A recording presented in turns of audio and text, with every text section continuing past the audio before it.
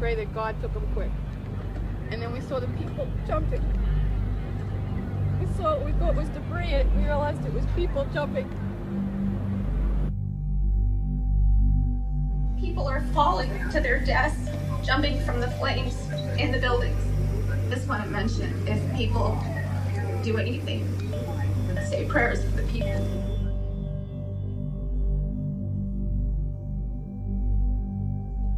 Exitus acta probat. The outcome justifies the deed. The origin of the phrase itself traces back to Niccolo Machiavelli. In the book The Prince, written by Niccolo Machiavelli, he asserts that in politics, the killing of innocents and deceit is necessary in maintaining power as well as controlling the population of a state through deceitful politics. The phrase, the ends justifies the means, or the outcome justifies the deed, would come to identify Machiavelli as a teacher of evil and treachery. Subsequently, the term Machiavellian would be coined to represent evil and deceit, especially in politics and in government.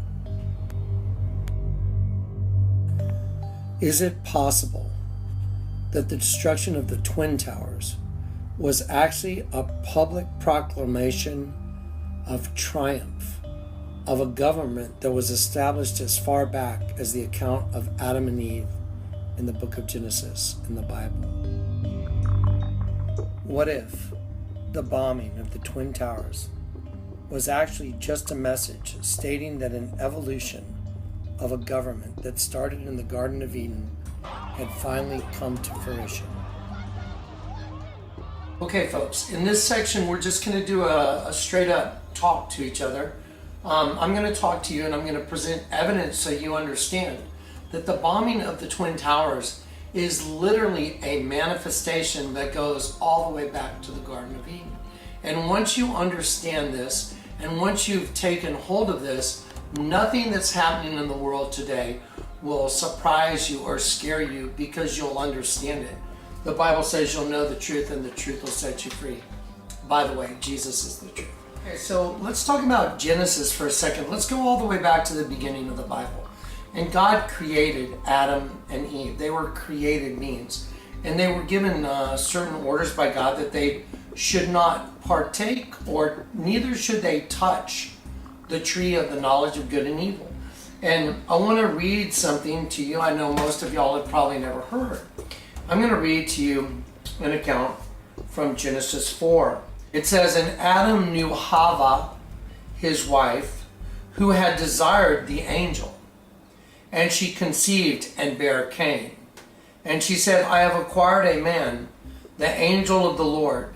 And she added to bear from her husband Adam, his twin, even Abel." Okay, now let me tell you where that came from. That came from what's called the Targum. Now the Targum predates the King James Bible. The King James Bible was written after the Targum. So if you're looking for the exact wordage or verbiage or translation of what happened in the garden, you're doing better to go look at the Targum, because the Targum is what the rabbinical teachers used to teach everybody as they sat down. They read from the Targum in Aramaic. Now, the King James Bible has evolved from that. It's not the other way around. So I want to read to you now the same thing from Genesis 4 in this King James Bible. It says, "And Adam knew Eve, his wife, and she conceived, and bare Cain, and said, I have gotten a man from the Lord, and again bare his brother Abel." Okay, so in these very few sentences, it says, once again, "And Adam knew Eve, his wife, and she conceived, and bare Cain, and said, I have gotten a man from the Lord, and she again bare his brother Abel." It doesn't say she conceived again. They were twins. Now, when you go to the Targum and you just go do a little homework, "And Adam knew Hava, his wife, who had desired the angel." Now, this is the serpent we're talking about. "And she conceived and bare Cain, And she said, I have acquired a man, the angel of the Lord. And she added to bear from her husband Adam his twin, even Habel, Habel. Okay, from the very beginning in the garden, there was this twin paradigm, Cain and Abel. Well, Cain killed his brother Abel. It's kind of interesting because the whole system that we're in is cannibalistic. It's the serpent eating its own tail right there. That's called the Ouroboros. And the serpent eating its own tail represents the system that we live in. It literally is vampiric. And when Cain killed Abel, it was a manifestation of the government that was established in the very beginning. One kills the other. And now let me explain to you. That same government exists in every human being. There's a good Jonathan and there's a bad Jonathan. There's a good you and a bad you. You are your own twin. You have this dichotomy that's going on. There's a good you and a bad you. And that's why Christ came, was to rectify the situation. Now, I want everybody to go back to Genesis. It said, now the serpent was more subtle than any beast of the field which the Lord God had made. And he said unto the woman, so the serpent, which is called the Nakash, and it's called a Nakash because of the hissing sound it makes when it speaks. It's not a snake. It's an upright humanoid fallen angel, or I shouldn't say humanoid. It's an upright fallen angel serpent being that's talking to Eve. And it makes a hissing sound when it speaks. And when it says that he said to the woman, the word for woman is adulteress.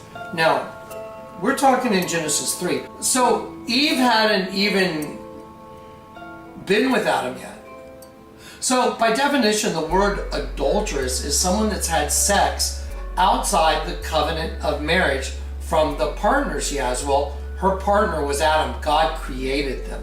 They were created beings. So she conceived with the serpent, and it says in Genesis, once again, she said, the Lord said, we shall not eat from the tree, neither shall we touch it, lest we die. So a lot of people may have been taught something different, but you haven't been taught the truth. So Eve conceived with the serpent. She also conceived with Adam. There's a type of twin that's called heteropaternal superfecundation, and it's where a woman conceives twins from different fathers. And one of nature's rarest events confirmed in New Jersey. A woman gave birth to twins, but each child has a different biological father. Before you say, what? Listen up. The evidence was discovered this week in a paternity case. The woman's from Paterson, New Jersey, and is suing one of the men for child support. DNA tests show that he was the father to one baby, but not the other, except a woman conceiving simultaneously from two different men. So at the very beginning of humanity, Satan's government was established by the intersection of the very first two cells, which was the seed of the serpent and the seed of the woman. And that began this whole government where everybody on planet Earth would be their own worst enemy. They would have a duality of mind. They would do good, they would do bad. They would do right and wrong, light and dark, right side up and upside down. I'm wearing this shirt on purpose. When two cells intersect, they come towards each other and then they intersect.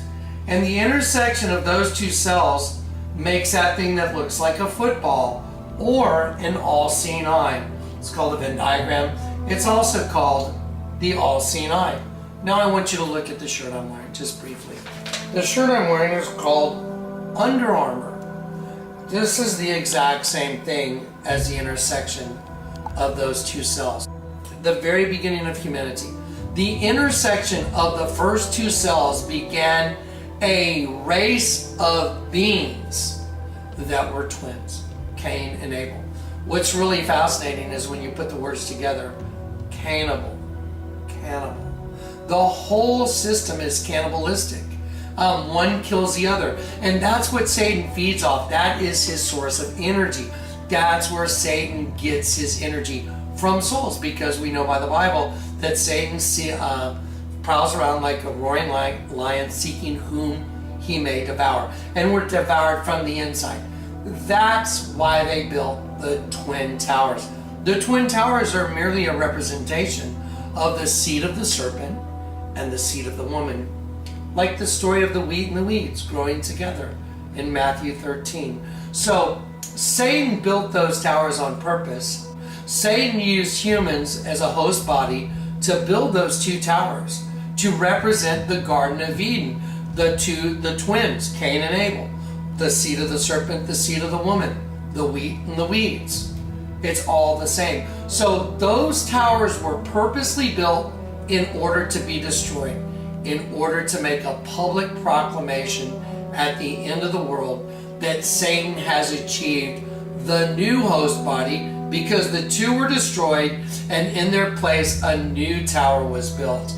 And that tower that was built is called the One World Freedom Tower.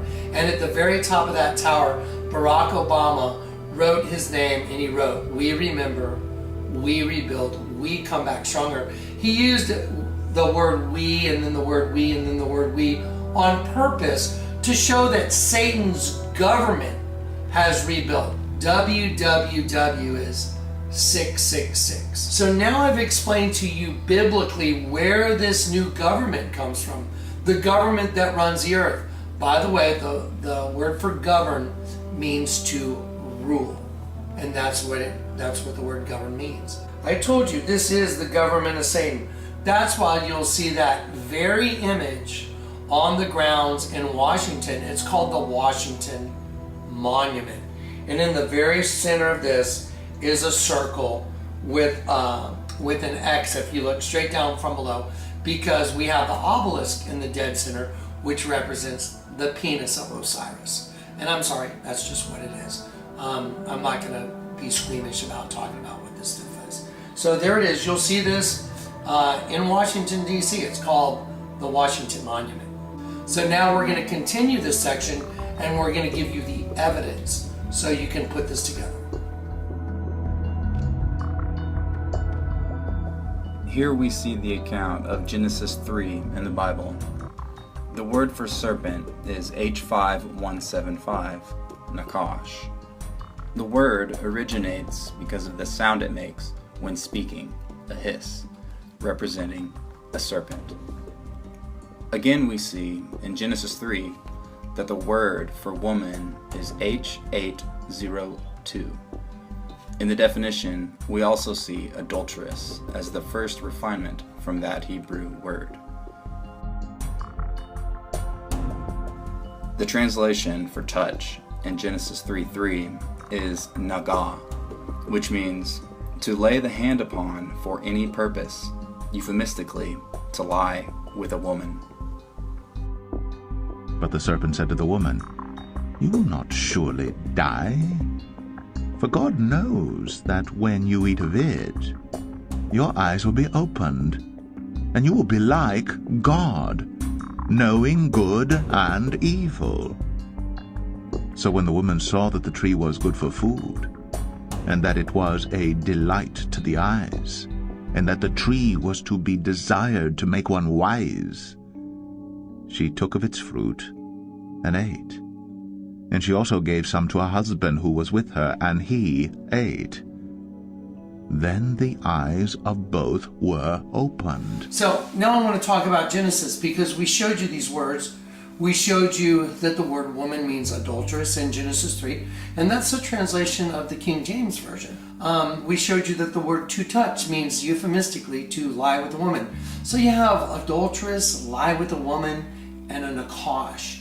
Okay, so that's just taking the straight up King James Version of the Bible and going to the concordance and just looking up simply the definitions of the words. So it's very clear and very obvious that this is not just about a piece of fruit. Now, a lot of people want to argue whether or not eat means eat. If you go look up the word eat, it means to consume. There's a variety of definitions even for the word itself.